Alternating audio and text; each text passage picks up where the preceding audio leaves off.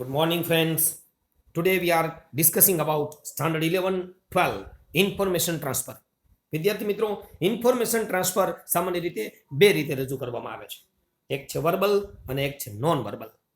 આપ સૌ જાણો છો કે આપણને જે ટેબલ, ડેટા, ચાર્ટ વગેરે માહિતી આપવામાં આવે છે તેના પરથી એક 8 થી 10 વાક્યમાં સરસ મજાનો પેરેગ્રાફ બનાવવાનો હોય છે.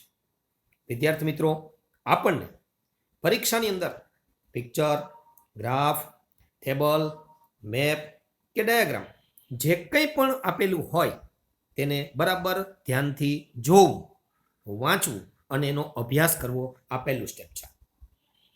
નંબર 2, નક્કી કરો કે કઈ માહિતી રજૂ કરવામાં આવી છે અને આપેલ ટેબલ, ગ્રાફ કે ડાયાગ્રામ શું કહેવા માંગે છે આ પણ નક્કી કરી લો દોસ્તો.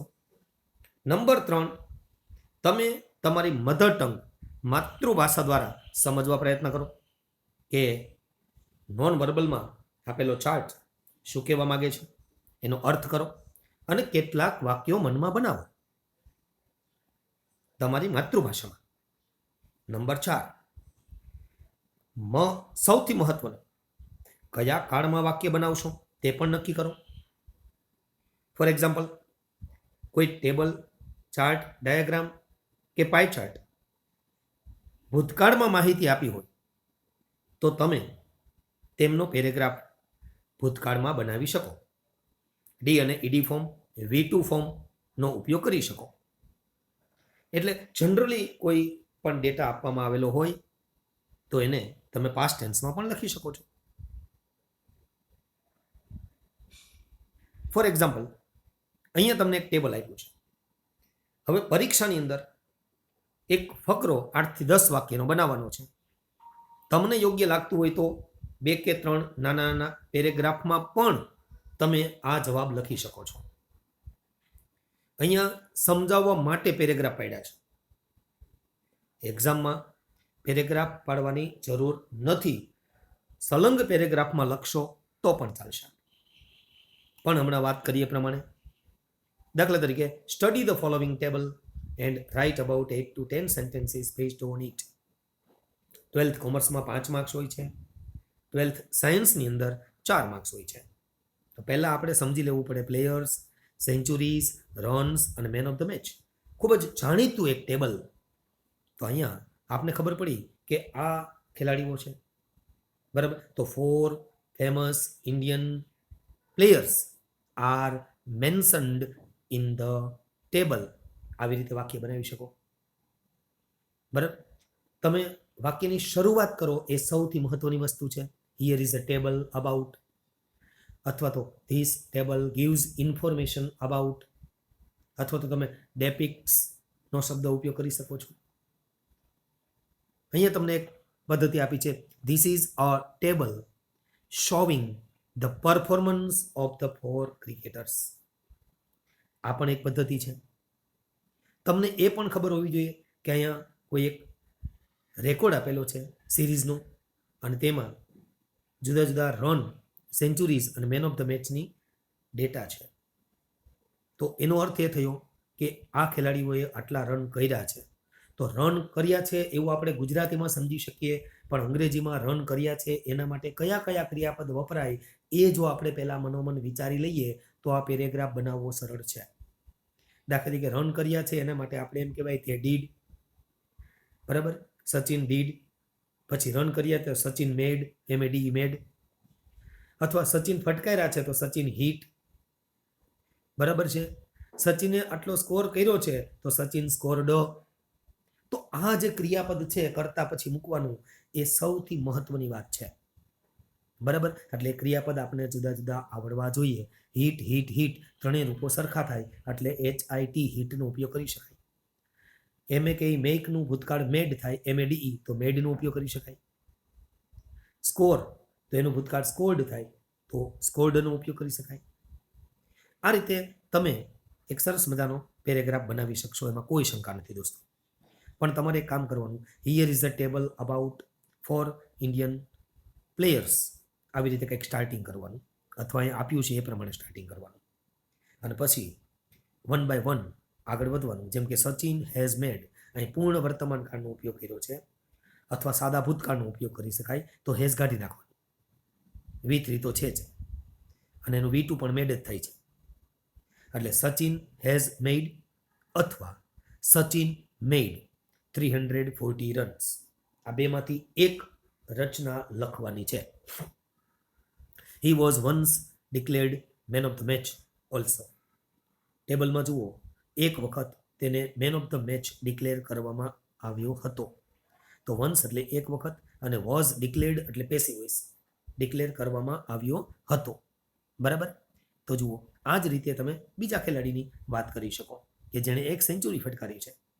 તો જુઓ, Sehwag has made 250 runs with 1 century. અહીંયા આ વાક્યમાં ઉમેરી દીધું. બરાબર. અહીંયા તો આપણે પેટર્ન છે જ આપણી પાસે. He was also declared man of the match once. એકની એક પદ્ધતિથી લખવું હોય તો, પદ્ધતિ બદલાવી હોય તો આપણે અલગ રીતે એક્ટિવ વોઇસમાં લખી શકાય. બરાબર. એ પણ અહીં શીખવવામાં આવશે. તો જુઓ, અહીંયા હવે દ્રવિડની વાત કરીએ તો સૌથી વધારે હાઈએસ્ટ સ્કોર દ્રવિડનો છે એવું આપણે સમજાય છે. એટલે આપણે અહીં લખવાનું દ્રવિડ હેઝ હિટ 2 સેન્ચુરીઝ. પહેલાં તો જો 2 ફટકારી છે એટલે has 2 centuries, has hit 2 centuries. અહીંયા MAD મેડ પણ કહી શકાય. બરાબર. He is the highest scorer, superlative ડિગ્રીનું વાક્ય. ઇન્ફોર્મેશન ટ્રાન્સફરની અંદર સૌથી વધુ મહત્વ ધરાવતું હોય તો એ ટોપિક છે કમ્પેરિંગ. એમાં જેટલી પણ તુલનાત્મક વાક્ય લખો એટલો તમને બેનિફિટ થશે. બરાબર. તો હી ઇઝ ધ હાઈએસ્ટ સ્કોરર. કેટલો સ્કોર? તો હી સ્કોર્ડ સાદો ભૂતકાળ 400 રન્સ. તો આમાં એમિઝાર વોઝવેર અને બિનજરૂરી ઉપયોગ નથી કરવાના, આ ધ્યાન રાખો. હી વોઝ ડિક્લેર્ડ અથવા તો he was made man of the match twice. તેને 2 વખત man of the match award મળ્યો. બરાબર. દ્રવિડનો સ્કોર સૌથી વધારે છે એને બીજા શબ્દોમાં લખવું હોય તો આમ લખાય Dravid has scored highest runs in the series. આ સિરીઝમાં સૌથી વધુ સ્કોર એનો છે. આને સુપરલેટિવ ડિગ્રી કહેવાય. અને કાળના વાક્યમાં આર્ટિકલ ધ વપરાતું નથી, એ તો આપ જાણો જ છો. બરાબર છે. તો has scored highest. No other player has scored so many runs as Dravid in the series. આ પોઝિટિવ ડિગ્રીનું વાક્ય છે. No other player has scored so many runs as Dravid in the series. આ વાક્ય પણ તમે યાદ રાખી શકો છો. દ્રવિડ જેટલા રન અન્ય કોઈ ખેલાડીએ કર્યા નથી. દોસ્તો, આખા ટેબલમાં તમે જોશો તો ગાંગુલીનો એકનો પરફોર્મન્સ વીક છે, ખૂબ નબળું છે. 150 રન જ કર્યા છે, સદી તો ફટકારી જ નથી, પણ એક વખત મેન ઓફ ધ મેચ થયો છે. તો હવે એનું વાક્ય કેવી રીતે લખવાનું? તો આવી રીતે લખી શકાય ગાંગુલીઝ સ્કોર અપોસ્ટ્રોફી એસનો ઉપયોગ કરવો હોય તો Ganguly score is the lowest, article the, superlative degree. બરાબર. He has made 150 runs with no centuries. બરાબર. એને કોઈ સેન્ચુરી ફટકારી નથી. His performance is very poor in the series. આ સિરીઝમાં એનું પરફોર્મન્સ ખૂબ જ પુઅર રહ્યું છે.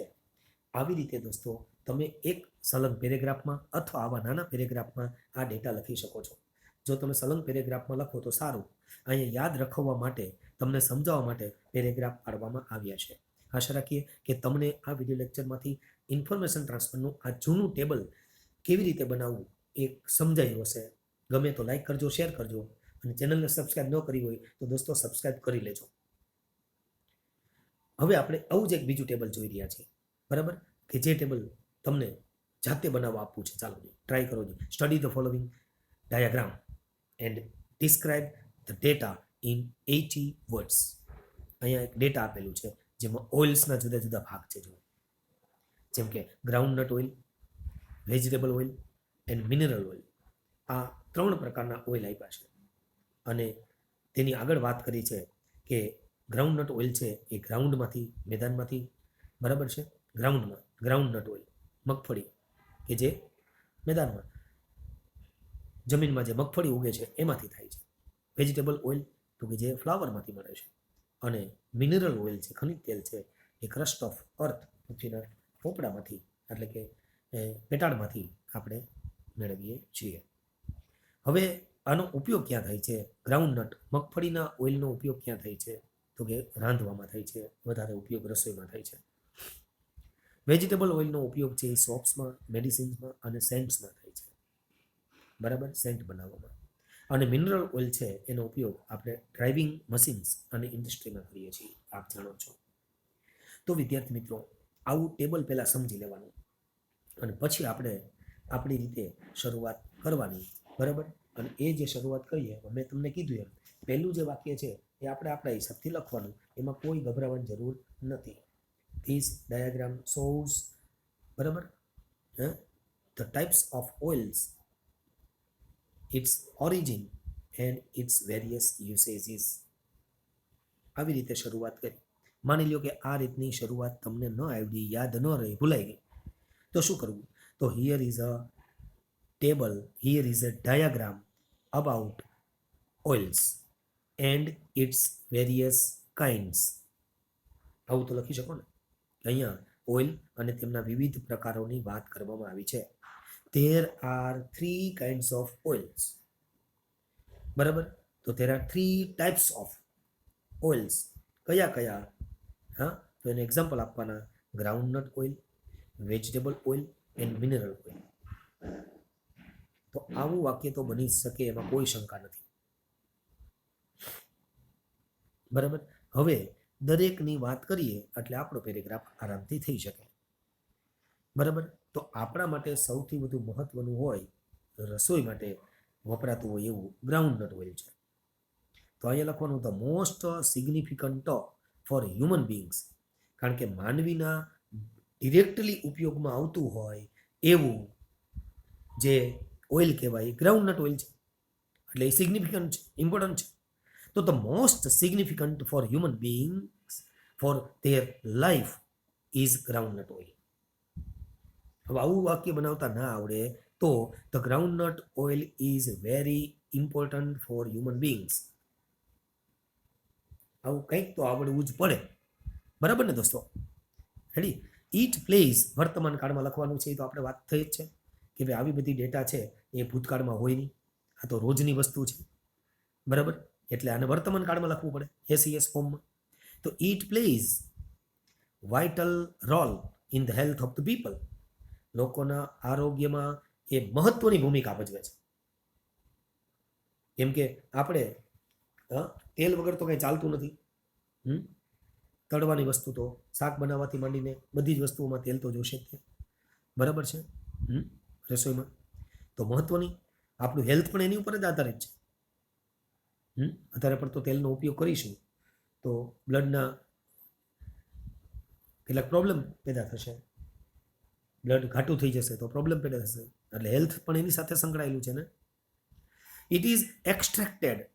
હવે સૌથી વધુ મહત્વનું છે ક્રિયાપદ. આપણે એમ કેવું છે કે ભાઈ આ ક્યાંથી મળે છે, તો કે ગ્રાઉન્ડમાંથી મળે છે. તો મળે છે એના માટે ક્રિયાપદ છે એક્સ્ટ્રેક્ટ, માંથી ખોદીને બહાર કાઢવું કે માંથી નીકાળવું. તો ઇટ ઇઝ એક્સ્ટ્રેક્ટેડ આ પેસિવ વોઇસમાં છે, ફ્રોમ ધ ગ્રાઉન્ડ, તે ગ્રાઉન્ડમાંથી મળે છે. તો હવે ના આવડે આવું બધું, it is extracted from the ground, તો શું કરવું? તો કે we can get groundnut oil from the ground.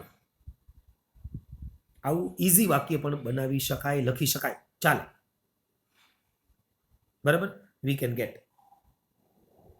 Ready, groundnut oil. આવી રીતે પણ બની શકે.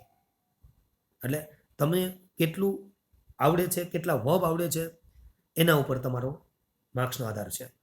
ઇન્ફોર્મેશન ટ્રાન્સફરનો આખો આધાર તમારા ક્રિયાપદ પર છે અને તમને શબ્દનો ઉપયોગ વાક્ય બનાવવામાં કેવું આવડે છે તેના પર છે. હવે જુઓ ઉપયોગ ક્યાં થાય છે, તો it is used passive voice in cooking, અથવા તમે એમ કહી શકો groundnut oil is used in cooking, અથવા we use a groundnut oil in cooking. તમને કાર્ડ આવડતા હોય, થોડુંક ફોર્મેટ આવડતું હોય તો તમે અલગ અલગ એંગલથી વાક્ય લખી શકો છો. ઓકે, ચાલો. ધસ, આ રીતે it કનેક્ટ્સ with the healthy life of the people. આમ કહી શકાય કે ગ્રાઉન્ડનટ ઓઇલ છે એ લોકોના આરોગ્ય સાથે સંકળાયેલું છે, તંદુરસ્ત જીવન સાથે સંકળાયેલું છે. તો વર્તમાન કાળ, ઇટ કનેક્ટ્સ, એસઈએસ ફોર્મ છે ને, સાદો વર્તમાન કાળ કહેવાય. તો આ રીતે એક જ ટોપિક ઉપર પહેલા શરૂઆતમાં વાત કરવા, બરાબર. બધે આટા નહીં મારવાના, 1 by 1 ટાઈપ્સ કે જે ડેટા આપ્યું છે એનો ઉપયોગ કરવા. હવે એ જ રીતે વેજીટેબલનું બનાવી શકાય. તો જો હવે સરળ થઈ ગયું. Another type of oil is vegetable oil. આવું વાક્ય તો બની શકે. એમાં તો કંઈ વાંધો નથી. ઇટ ઇઝ ગેઇન, હવે અહીંયા જેમ આપણે વાપર્યું હતું એક્સ્ટ્રેક્ટ, એમાં અહીંયા ગેઇન એટલે મેળવવું, પ્રાપ્ત કરવું. બરાબર. તો આપણે જેને કહીએ છીએ ગેટ, ગોટ, ગોટ, એને કહીએ છીએ ગેઇન, ગેઇન્ડ, ગેઇન્ડ, મેળવ્યું. તો જુઓ, it is gain from different flowers, ફૂલોમાંથી મળે છે. Various cosmetics are the result of it, એમાંથી કોસ્મેટિક બધી આઇટમ બને છે. સોપ્સ, મેડિસિન, સેન્ટ, આ બધી કોસ્મેટિક આઇટમ કહેવાય. એ આપણને ખબર હોય તો આપણે આ વાક્ય બનાવી શકીએ. ના ખબર હોય, બરાબર, કે યાદ ના આવે તો પછી આપણે સીધું સાદું વાક્ય બનાવી દેવાનું. બરાબર, કે આપણે આ ઓઇલનો ઉપયોગ સાબુ બનાવવામાં, દવા બનાવવામાં કે સેન્ટ બનાવવામાં કરીએ છીએ. આવું પણ સિમ્પલ વાક્ય લખી શકાય. બરાબર. આગળ જુઓ, vegetable oil is the demand of beautician. તો જુઓ, આ વેજીટેબલ ઓઇલ છે એ એક આજે બ્યુટિશિયન માટે ખૂબ ડિમાન્ડમાં છે. કારણ કે લોકોને યંગ રહેવું છે, કોઈને સ્કિન ખરાબ થવા દેવી નથી, કોઈને ઉંમરલાયક થવું નથી, કોઈને ઘરડા દેખાવું નથી. બરાબર, એટલે કંઈ ને કંઈક નવું સ્કિન પર લગાડવું પડશે, માલિશ કરવું પડશે. બરાબર છે, સારવાર લેવી પડશે. તો એના માટે વેજીટેબલ ઓઇલ છે એ બેસ્ટમાં બેસ્ટ છે. બરાબર છે, નુકસાન ન કરે એટલા માટે ડિમાન્ડમાં છે. આ પણ વાક્ય આપને જો સમજાય તો આપણે લખવાનું હોય છે, નહીતર પછી આ રીતે it is used in perfume એટલે કે સેન્ટ. બરાબર ને, ઇન પરફ્યુમ. તો જુઓ, સોપ, સાબુમાં સ્મેલ આવે તો એ સ્મેલ વેજીટેબલ ઓઇલથી આવતી. મેડિસિન હોય કે સેન્ટ બનાવવામાં એનો ઉપયોગ થાય છે. This people satisfy material needs. આમ કહી શકાય કે લોકો પોતાની ભૌતિક જરૂરિયાતો છે એને સંતોષે છે. બરાબર, તો વેજીટેબલ ઓઇલથી ભૌતિક આપણી શું નીડ સંતોષાય છે. આવું વાક્ય તમે બનાવી શકો. ત્યાર પછી જુઓ, third type, the third type of oil is mineral oil. જુઓ, ત્રીજો જે પ્રકાર છે મિનરલ ઓઇલ છે. બરાબર છે, અને it is vastly use in industry. અને આપણે જાણીએ છીએ કે ખનિજ તેલનો ઉપયોગ ઇન્ડસ્ટ્રીમાં થાય છે. એટલે વાસ્ટલી એટલે બહોળા પ્રમાણમાં. It is form of crust, it is from the crust of earth. તો ક્યાંથી મેળવવામાં આવે છે? એક્સ્ટ્રેક્ટ ક્યાંથી કરવામાં આવે છે? તો કે from the crust of the earth. એટલે આ રીતે વાક્ય લખી શકાય. ક્રિયાપદનો પણ ઉપયોગ કરી શકાય. It is used in driving machines and industry. Driving machines અને ઇન્ડસ્ટ્રીમાં એનો ઉપયોગ કરી શકાય છે. તો વિદ્યાર્થી મિત્રો, આશા રાખીએ કે આ બંને ચાર્ટ તમને હવે ચોક્કસપણે લખતા આવડી જશે. બરાબર છે, એમાં કોઈ શંકા નથી. તો બરાબર સમજી વિચારીને આ ચાર્ટનો ઉપયોગ કરજો અને એ ચાર્ટ તમે બનાવજો. ઓકે દોસ્તો, ફરીથી નવા ટોપિક સાથે, નવા કેટલાક ચાર્ટ સાથે આપણે મળીશું. તમને પરીક્ષામાં ખૂબ સારી સફળતા મળે એવી શ્રી હરિના ચરણોમાં પ્રાર્થના કરીએ છીએ. તમને એડવાન્સમાં શુભકામના આપીએ છીએ. નવા નવા વિડીયો અલગ અલગ ટોપિક પર આ ચેનલ પર મૂકવામાં આવશે. આપ એનો ઉપયોગ કરશો અને આપની પરીક્ષામાં ખૂબ સારી સફળતા પ્રાપ્ત કરશો અને આપણા મિત્રોને પણ જાણ કરશો. અને ચેનલ સબસ્ક્રાઇબ ન કરી હોય તો સબસ્ક્રાઇબ જરૂરથી કરી લેજો. ધન્યવાદ, થેન્ક યુ. જય હિન્દ, જય ભારત, જય જય ગરવી ગુજરાત.